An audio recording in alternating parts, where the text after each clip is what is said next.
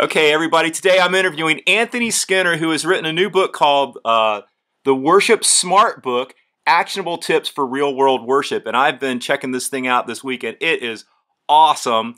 And I ran into Anthony's a dear old friend last week, and I'm like, dude, can I interview you for my blog? So he has graciously agreed to do that. So Anthony, of course, we've known each other for years. Some people may know you as like a co-writer of Nothing Can Separate, Your Love Never Fails, right? Well, first, I'd just like to say thanks for having me on. Yeah, man. Rob is one of Mary Keith and I, my wife and I's, all-time favorites. I spent a long stint in Rob's studio, which maybe we get to later or something, but it was like a sweet, sweet time in my life, and I just think you're the best, and I'm happy to be here. Thank you. But other songs, there's a couple that Jesus Culture has recorded. The Love Never Fails, Blow Mighty Breath. Yeah.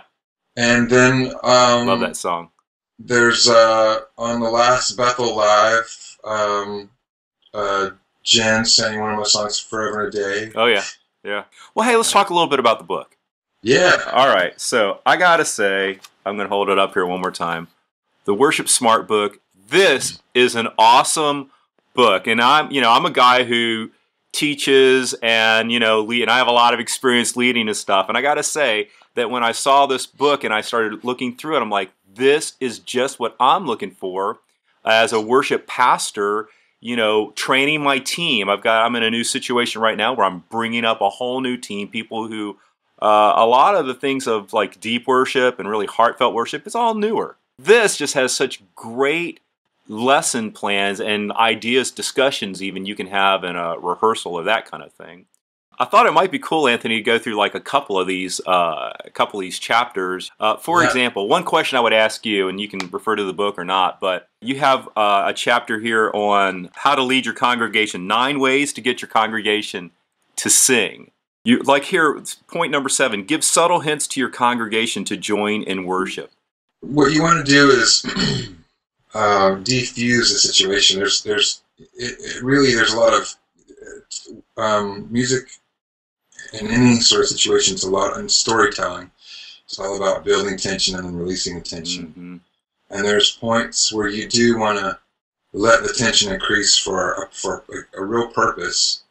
It doesn't need to be vague what you're doing, but there's moments where you let the tension in the song increase, the tension in the prayer that's in the song increase, and there's a time for the release. But it's really helpful for you, and for the people to, like you said, to be able to anticipate on some level what's coming, or even know that, hey, I don't know what's going on here, but you're speaking into it. Hey, I know this is maybe a little different, but X, Y, Z. And so the person goes, oh, okay, I'm not the only one that knows that it's a little bit awkward right now, or it's a little different right now, but there's something in this, there's a purpose in this, and it allows Where's he going with this? Yeah, totally. Totally. So I think, it's good to give the audience cues and to let them know, hey, here's what we're doing, here's where we're headed, sing along with me on here, give me a minute and let's do this, or let's try this. I did this the other day and it was really, really special. Let's all try this. Those kind of cues can just go a long way to helping people relax, and if they can relax, then it builds the trust and they can follow you deeper and further. Mm-hmm.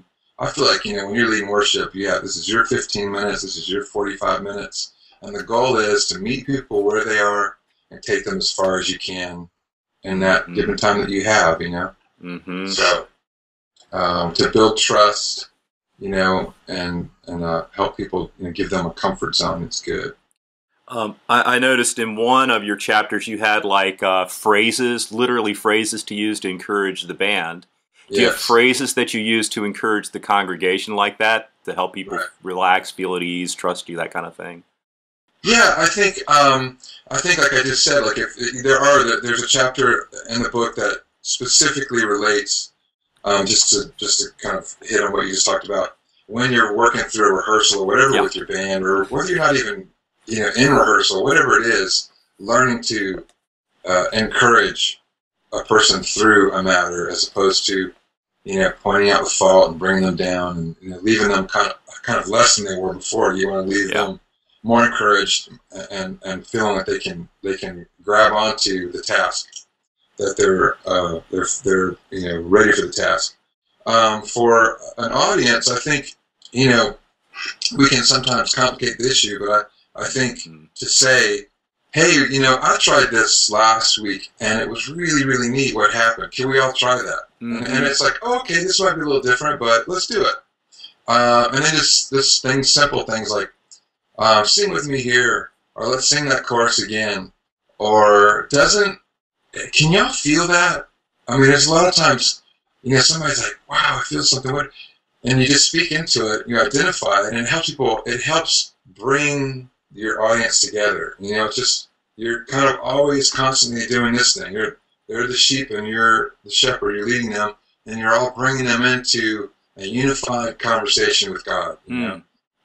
So I think those kind of just little things like that are helpful when you just identify and point them out. And it also, I think it's a nice transition sometimes to just say something that everybody's feeling, instead of just kind of going to the next song, right, doing what you've always done, or feeling like you don't have that second to do it.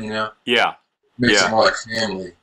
Man, that is priceless right there. That advice, because let's say it's a good day, right? Right.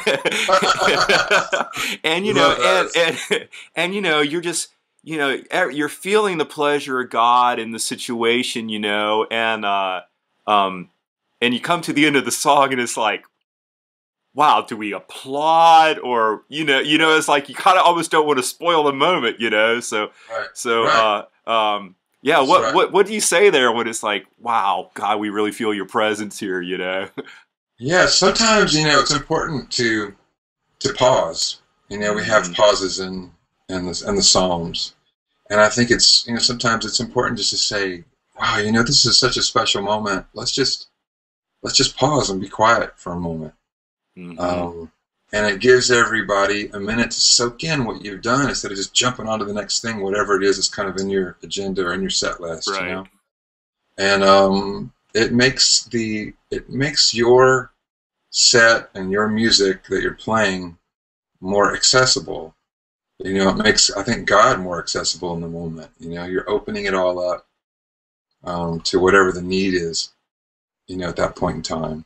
So yeah, I think it's good to say those kinds of things. And I think too, sometimes it's good to say, because some people don't clap, some people do. Sometimes it's good, right, you hear a few claps. Sometimes it's good to say, hey, yeah, let's all clap. Let's all give God a clap. And then there's times I think too, we sometimes we shy away from this in church settings, but I think it's important at times to say, hey, let's all give the band a hand. That's today. Good. Let's celebrate the band, and let's have and sometimes I'll just introduce the band. Yeah. Because they've really sacrificed, and it helps the people to go, oh, this isn't just, nobody up here, somebody right, with a family that's taking their time out, and it helps everybody increase their appreciation for what they've just been given. It helps the band feel more valued. But I think you don't want to be long-winded, but those little things kind of in and out, when it's appropriate, can be really impactful.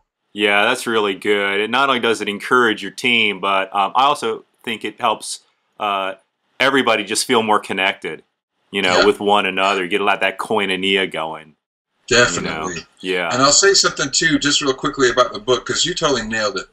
But I really wrote it in mind with your average worship leader who has, 100 to 200 maybe members. Mm-hmm. I mean, there's several people that have had 2,000 and upwards that have bought the book and love it and appreciate it, and it's totally applicable in any sort of circumstance. But my reason for saying that is there's so many people that their whole crew is volunteer, and the deacon the sound guy is a deacon and doesn't quite know what he's doing maybe, and somebody running monitors, and people can get real territorial about their place in the worship set, and right. This helps with a lot of those conversations that instead of having all the weight on the worship leader, having to say all these things and address all these things, it allows you to invite your team to a community, into a family, and say, hey, let's go through this together. Hey, look, it says here, instead of you saying it all the time, being that guy. So I think it's really helpful. It covers leadership, musicianship in your band, and leadership, musicianship in your band and team. And so it's pretty broad. But I just wanted to say you nailed it on the head when you did that, because a lot of the book it really does help create conversation, and it helps you train those that are following you. You know. Yeah, and I think it's really good for all age groups. Like at our rehearsal the other night, the youth pastor was like, "Hey, can I borrow your book, because I'd like to use it with our youth worship team." You know, because it's so simple and so direct and so honestly, like, right to the point and profound with your points in each lesson. I mean, it's very juicy. That's awesome. I love that you like it. I love that you like it. I knew that was a good sign when you came back and said you loved it.